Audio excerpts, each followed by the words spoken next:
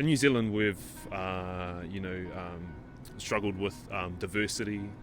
In the past, we've struggled with assimilation through colonisation, and the legacy of that is still relevant today. And so as Māori, we're still sort of fighting to be recognised, and more so that's happening, and we're getting a lot of people from Pākehā backgrounds, which is white New Zealanders, are very much on board that, but still a long way to go.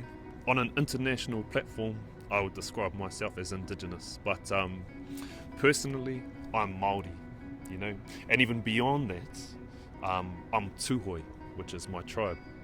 Beyond that, I'm Te Whakatāne, that's my sub-tribe.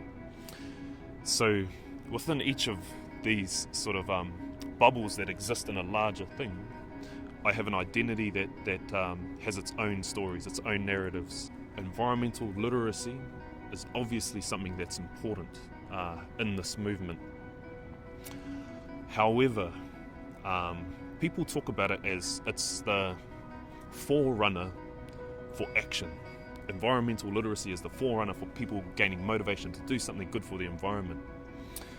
However, in working with my own people, because of our world views and our strong and meaningful connection to our environment, I can work with people who have the lowest levels of environmental literacy and turn our beliefs into action, sort of bypassing the environmental literacy because of the meaningful connection that we have with the land and the strong sense of stewardship that's kind of permeates throughout our values.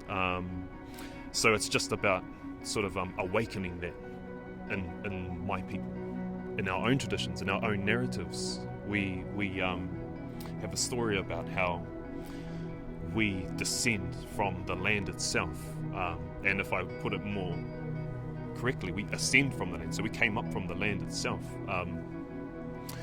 and I mean that's no different to the story of evolution.